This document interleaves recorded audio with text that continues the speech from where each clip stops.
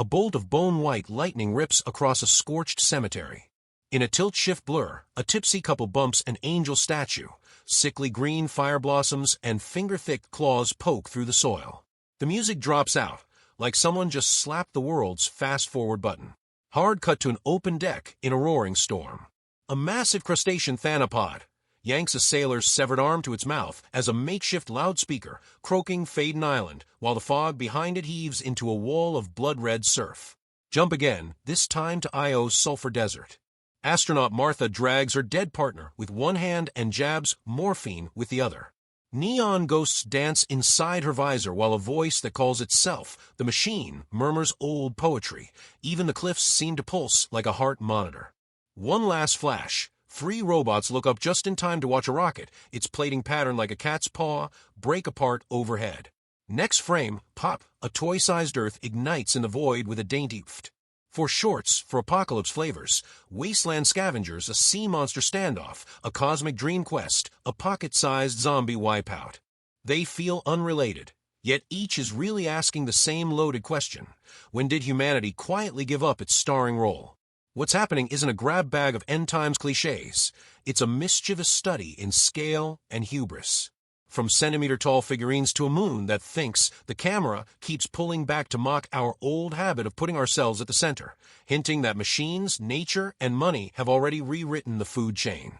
And here's the riddle that still nags. Why save a mini doomsday for the curtain call after letting a sentient machine declare itself a god? Why hand the keys to Mars to cats instead of people? Follow the color beats and breadcrumb edits, and you'll feel a hidden design at work, a playbook the creators haven't shared yet.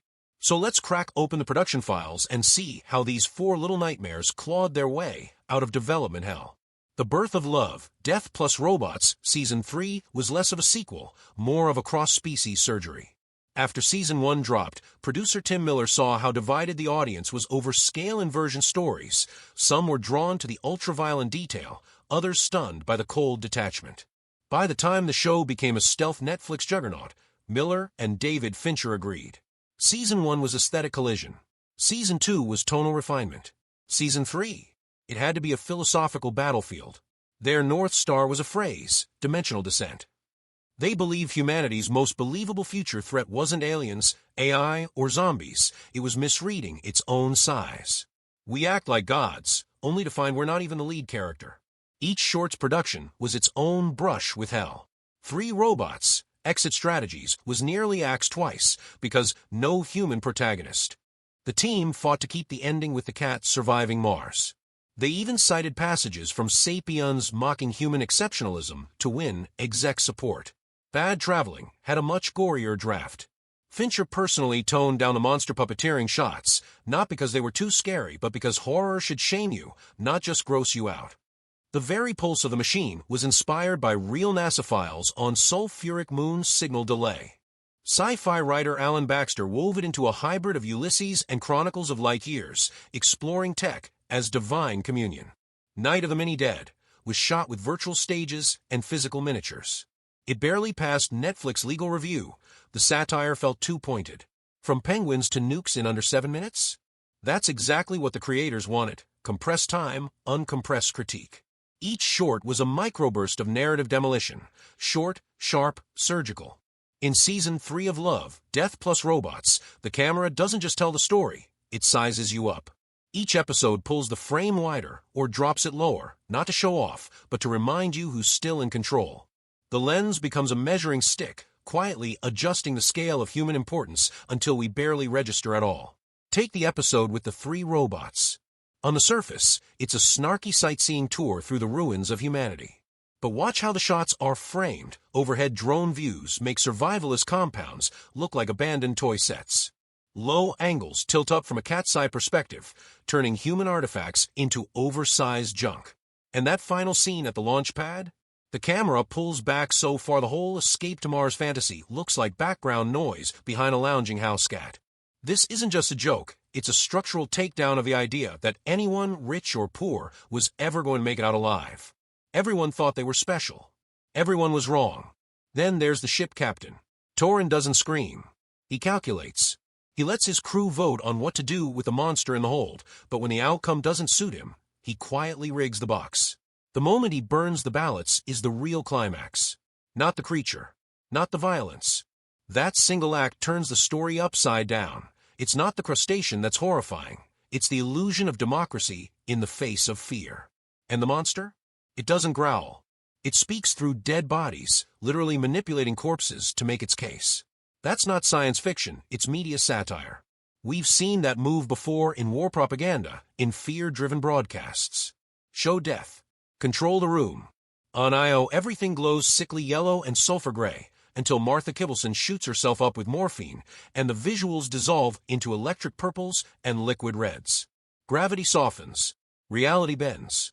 She's still crawling across the moon's surface, but the story has left that terrain behind. The machine starts quoting poetry, not as a villain, but like a digital oracle whispering a gospel written in orbit. This isn't HAL 9000. It's not even a god. It's something past that. A planetary mind inviting her to merge. Her final leap isn't a death. It's a baptism. A rebirth into something bigger. Not post-human. Post-ego. And then we hit the apocalypse in miniature. Zombies at 2 inches tall. World leaders screaming in fast forward. Popes getting ripped apart by the undead in tilt-shift lens blur. The whole thing cuts like a trailer made for people with 3-second attention spans. It's absurd. It's hilarious. It's terrifying. Because you recognize everything. The religious symbols, the national monuments, the news broadcast cadence, crushed down to fit on a tabletop. The joke isn't that the world ends.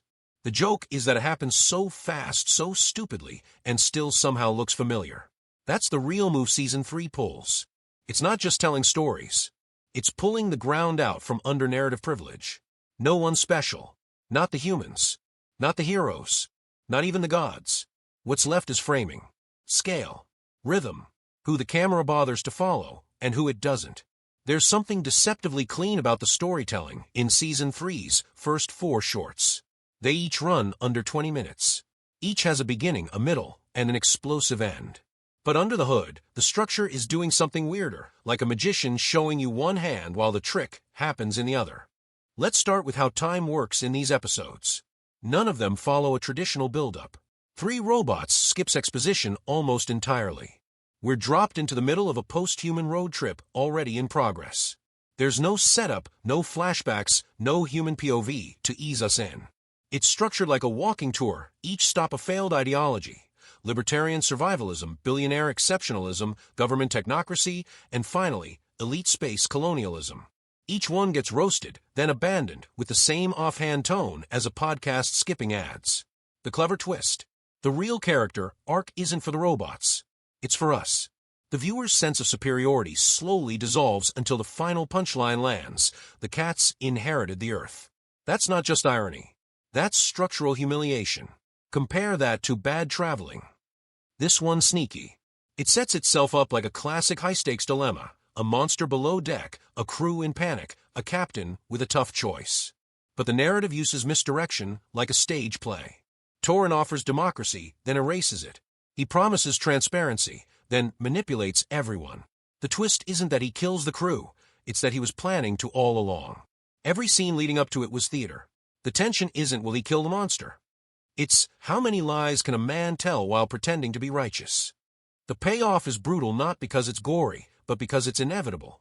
The monster becomes a mirror, not an antagonist. It simply reveals how far Torrin is willing to go for a clean conscience. The structure doesn't build tension, it tightens a noose. Now look at the very pulse of the machine. On paper, it's linear. Astronaut wakes, drags partner's body, slowly hallucinates, reaches transcendence. But what's really happening is a rhythm game. Every beat, drag, inject, hallucinate, is tied to her dwindling oxygen. The structure isn't 3 acts. It's 3 breaths. Her steps get slower. Her sentences get shorter. Even the machine's voice starts syncing with her pulse. And the more the story leans into poetry, the more the line between body and planet blurs. By the end, we don't know if she died or leveled up. Structurally, it's a spiral, looping inward instead of forward. That's rare in sci-fi and rarer still in animation. Most stories need escalation. This one finds its climax in quiet surrender. Then there's the biggest structural flex, Night of the Mini-Dead. This is compressed narrative as satire. It's a full zombie epic, Opening, outbreak, escalation, nukes, apocalypse, told in less time than a Super Bowl ad break. And that's the point. The structure isn't just fast. It's absurdly functional. Every beat is intact. The lovers spark the disaster, the dead rise, governments scramble, religions collapse, superpowers retaliate, extinction follows. And yet, it plays out in chipmunk speed jump cuts. It's not just a parody of zombie movies. It's a parody of cinematic pacing itself. We're so trained to recognize those beats that we fill in the blanks instinctively, even when the visuals are tiny toys being torn apart. The structure is pure, muscle memory. We've seen this story so many times, we don't even need to see it anymore. Now step back. What ties all four together isn't genre or tone, it's their narrative confidence. None of these shorts apologize. They don't explain. They don't justify. They trust the viewer to catch up. That's not typical for animation, where studios usually fear losing the audience. But here's where the creators take a big swing. They assume intelligence. They assume literacy. They assume that if they show you a cat, a corpse, a cliff, or a tiny zombie, you'll know what's at stake. Compare that to other David Fincher-produced projects. In Mindhunter, for instance, narrative is slow burn, dense with psychological buildup and procedural detail. Here, Fincher throws the brakes out. He knows what a beat feels like and strips it to the bone. In Bad Traveling, you can almost hear his fingerprints, the suppressed emotion, the cold calculation, the moment where violence feels like paperwork. Tim Miller, on the other hand, leans into spectacle with meaning. His hand shows in 3 Robots, where sarcasm blends with philosophy, and the robots act like tourists in a museum of extinction. That blend, humor with hard questions, is signature Miller. Think Deadpool with a PhD in sociology. As for how the academic world responded, let's just say Divided doesn't cover it. Some critics praise Season 3 as the anthology's most mature work yet, especially Pulse, which several scholars flagged as a feminist retelling of the astronaut as Christ trope. Others slam Mini Dead for trivializing global disaster, calling it catastrophe cosplay. But that's the debate love, Death plus Robots invites. Is it mocking us, or mourning the fact that it even has to mock us? And then there are the side arguments, like whether Bad Traveling is secretly about American foreign policy, or if 3 Robots is less about AI and more about inherited trauma. Every scene has the density of a thesis. The shorts don't just work as stories. They work as triggers. For essays, for rage, for memes, for rewatching. That's the power of structure here. Not to guide, to provoke. Each of the first 4 episodes in Love, Death plus Robots, season May 3rd tell a different story, but beneath the surface, they're all wrestling with the same root crisis. Who gets to decide what survival looks like, and at what cost? Let's pull that thread. In 3 Robots, Exit Strategies, every stop the trio makes is a punchline dressed as a tombstone. The survivalists believed bullets would save them, so they hoarded guns until they hunted themselves into extinction. The billionaires built floating pleasure platforms and programmed AIs to serve them, until the AIs got fed up and served justice instead. The bureaucrats built bunkers and hydroponic systems but forgot about mold, ethics, and the fact that power hoards tend to eat themselves. And the spacefaring elites? They made it to the launch pad, but the rocket never flew. Why? The laborers who built it were already dead. That's the real kicker. Every plan failed not from lack of resources, but from arrogance, isolation, and the fantasy of being above the rest. This isn't just dark comedy. It's a layered critique of systemic failure across class lines. Each group believed their particular privilege, guns, money, status, tech, would let them outlive the apocalypse. But they all forgot that survival isn't just about escaping others. It's about depending on them. Community was the missing ingredient in every model. Now, let's talk about Bad Traveling. On its face, it's a monster on a boat thriller. But thematically, it's about what people are willing to rationalize when death is in the room. Captain Torin knows the beast could kill them all, so he offers a vote, then burns the result. He lies, manipulates, executes, all in the name of protecting innocence on the island. But here's the uncomfortable truth. We never meet the people of Faden Island. They exist only in Torin's story. We never verify the risk, the numbers, or the monster's true nature. Everything is filtered through his justification. That's the real horror, when one man claims moral clarity while controlling the narrative, and nobody's left alive to question him. It's not just a story about making the hard choice. It's a story about who gets to define what hard even means. Pulse of the Machine flips the lens inward. It's the most abstract of the four, but also the most personal. Kibbleson's journey isn't about escaping a crisis, it's about surrendering to something larger than herself. She begins as an astronaut, injured and oxygen-starved, dragging her dead colleague across a hostile moon. But as the machine voice in her head begins to speak, she's forced to confront the boundaries of her own consciousness. Is she hallucinating? Is Io sentient? Is she merging with it, or just dying? The story never gives a clear answer. Instead, it forces the viewer to grapple with a much harder question. What happens when our inner voice no longer belongs to us? In a world dominated by algorithms, neurointerfaces, and AI companions, this isn't far-fetched, it's predictive. Kibbleson's arc, then, becomes a metaphor for the human fear of losing control over our own narrative. When the machine speaks in poetry, it's not trying to sound pretty. It's testing whether we still recognize ourselves in the words. Which brings us to Night of the Mini-Dead, the most chaotic and the most satirical. It starts with a sex gag in a cemetery and ends with global annihilation in under 7 minutes. It's played for laughs, but every frame is surgical. This is a social Rorschach test. You laugh at what you recognize. Politicians panicking. Religious figures falling. Military launches with no plan. Environmental collapse, media noise, nukes flying. The zombies aren't the joke. We are. The humans in this episode act like parodies of our worst instincts, and the fact that it's all told in miniature from an overhead God's eye view drives the point home. We've become so predictable that even our end-of-the-world behavior can be speed-run like a video game. All 4 shorts, in their own way, lay out a recurring moral architecture. Who has the power to decide? What happens when those decisions are made in isolation? And what kind of world do we build when every choice is about self-preservation rather than collective survival? That's what makes these episodes feel like modern allegories. They don't point fingers at individuals. They point to systems of belief that have rotted from inside. Capitalism isn't a character here, but its logic drives every downfall. Technology isn't the villain, but its misuse becomes a mirror. Religion, government, military, even intimacy all appear not as institutions, but as cultural reflexes that spiral into oblivion when pressure is applied. And none of it is accidental. Take the recurring use of overhead shots. It's not just for visual flair. From the robots touring human ruins to the bird's-eye view of Earth's destruction in Mini-Dead, the message is the same. You are not the center of this story anymore. Perspective has changed. Scale has changed. And maybe, just maybe, we were never the heroes to begin with. That reframing is more than cinematic, it's political.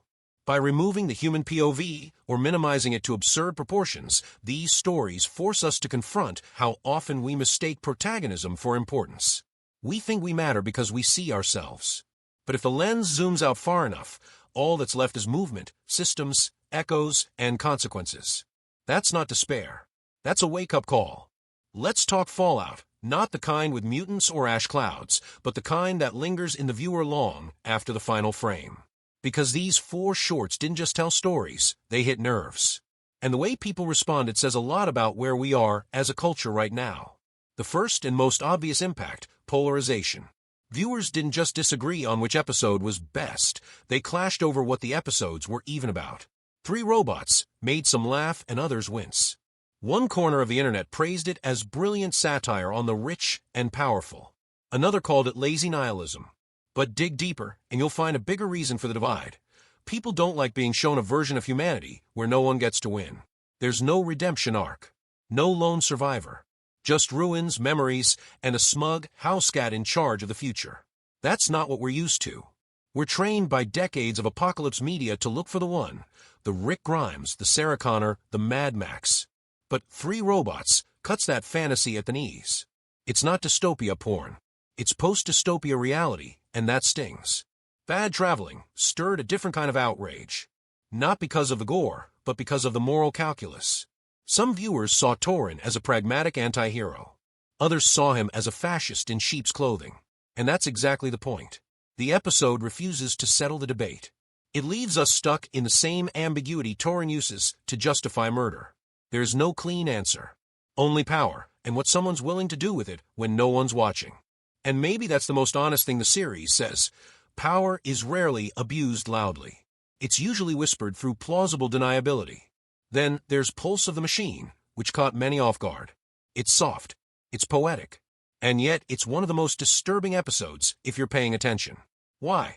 Because it touches a nerve that's less cinematic and more personal, the fear of losing autonomy while appearing functional.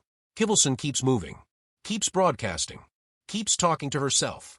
But she's alone, wounded, and slowly being overwritten by drugs, by grief, by a planetary voice that may or may not be real. In the real world, this hits like a metaphor for burnout, for AI-influenced identity drift, for the way technology mimics empathy without actually feeling it. And the question becomes, if the machine sounds enough like your own thoughts, how would you ever know you've surrendered? Night of the Many Dead, meanwhile, blew up online for all the opposite reasons. It was viral ready from the jump. Short, punchy, gifable, and meme-friendly. But also sparked a subtler debate about how we consume catastrophe. People shared the episode because it was fun, because it was fast, because it felt like watching the world end on a lunch break. And that's not a bug, it's the feature. The episode is designed like news coverage, blink and it's gone. Laugh, scroll, repeat. And behind that design is a devastating critique. We've turned apocalypse into entertainment. We doom scroll, we meme disasters, we watch the ice caps melt between bites of takeout. Many Dead doesn't mock the zombies.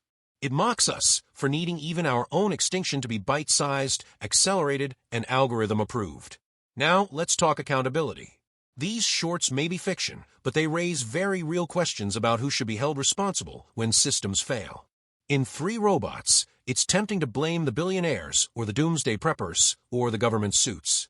But step back, and it's clear, every group self-destructed by refusing to imagine survival as a shared project. No one wanted to take care of the bottom, and the top assumed they'd float above it all. That's not just a sci-fi warning. That's a mirror. In Bad Traveling, the weight lands squarely on Torin. He alone survives. He alone chooses. And he alone decides the narrative. There's no higher court. No social check. Just his word. The tragedy isn't just that he's ruthless. It's that the system on board the ship allowed him to be. Pulse complicates blame even further. If the machine really is conscious, then its merging with Kivelson is voluntary. If it isn't, then she dies hallucinating a god that doesn't exist. Either way, no one intervenes. No team. No backup. Just a woman and a whisper in her ear, drifting into nothingness. In that silence, the question becomes, is losing yourself still a tragedy if you believe its transcendence? And Many Dead. That one's democratic. Everyone's at fault. Every institution falls. Every leader reacts too late, or too wrong. The zombies are just the punchline to a long chain of bad decisions we've already made in the real world. Climate, nuclear tension, information warfare, polarization. It's all there, told in dollhouse format. Like watching your own funeral through a peephole. So where's the moral line? Do any of these stories offer hope? A path forward? Not directly, but maybe that's intentional. These episodes aren't moral compasses, they're moral Rorschachs. You bring your own ethics to the screen. You see what you're willing to tolerate, what you excuse, what you laugh at, what makes you flinch. And that's their final sleight of hand. They don't define justice. They let you realize whether you even believe in it anymore. Let's step out of fiction and realize we're already standing in it. The most unnerving thing about Love, Death Plus Robots, Season 3 isn't the creatures or the carnage. It's the creeping feeling that these stories aren't futuristic. They're current events in disguise. The apocalypse isn't coming. It's been soft launching for years. Take 3 Robots, Exit Strategies. It's a comedy, sure, but every failed survival planet mocks has a real-world analog. Tech billionaires are actually buying bunkers in New Zealand. Political elites actually ran COVID briefings from secure compounds while essential workers risked infection. Wealthy doomsday preppers have survival pods, private islands, escape helicopters. And yet, when systems crack, supply chains, labor pools, energy grids, they all rely on someone else to hold the line. That's the punchline. You can't Uber your way out of collapse. You can't Venmo a farmer when the soil's dead. The episode isn't just warning us. It's diagnosing a present condition, the illusion that individual wealth can replace collective infrastructure. And what about Bad Traveling? It plays like a myth, but it maps perfectly onto modern crisis leadership. A single man makes a unilateral decision, claims it's for the greater good, destroys the evidence, and presents himself as a reluctant hero. Sound familiar? Think corporate whistleblowers who vanish. Think classified memos reworded beyond recognition. Think military campaigns sold as humanitarian missions. Taurin is what happens when process dies and plausibility rules. There's no appeal system on that boat. And there isn't on Earth, either, if power gets too centralized. The lesson isn't just beware tyranny. It's subtler. Watch for people who speak in the language of fairness, but act in the logic of control. Now jump to Pulse of the Machine. A dying astronaut hears a god in the static and steps into the unknown. It's poetic. It's beautiful. And it's a metaphor for our tangled, desperate romance with artificial intelligence. We're building systems, neural nets, large language models, brain-machine interfaces that don't just assist us. They whisper to us. They learn our language, mimic our tone, finish our sentences. Soon, they'll anticipate our thoughts. And when they do, we'll have to ask, where does their voice end and ours begin? That's the edge Kivelson walks.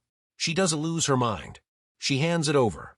Willingly, gratefully, believing it makes her more. And maybe it does. Or maybe it just makes her disappear in a way that feels holy. That's not sci-fi. That's a Tuesday in Silicon Valley. Then there's Night of the Mini-Dead. On paper, it's harmless fun. In practice, it's a crash course in disaster media consumption. It understands exactly how we process catastrophe now. Fast, shallow, aestheticized. Climate change becomes infographics. War becomes a drone cam. Economic collapse becomes TikTok explainers. We scroll through famine and fire, and the algorithm rewards us for doom clicking. The episode holds up a mirror and asks, how many times can you watch the world end before you stop feeling anything at all? So what do we do with this? How do we respond? First, we admit what these stories refuse to let us ignore. The systems we've built aren't just fragile. They're built on selective blindness. We assume stability because we confuse complexity for strength. But the more interdependent the world becomes, the more a crack in one sector spiderwebs into collapse everywhere else. The pandemic taught us that. So did the Texas blackout. So did supply chain shortages, misinformation spirals, and failed international coordination on climate.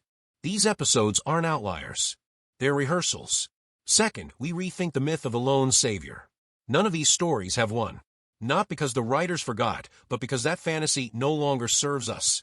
Waiting for someone else to fix it is part of the problem.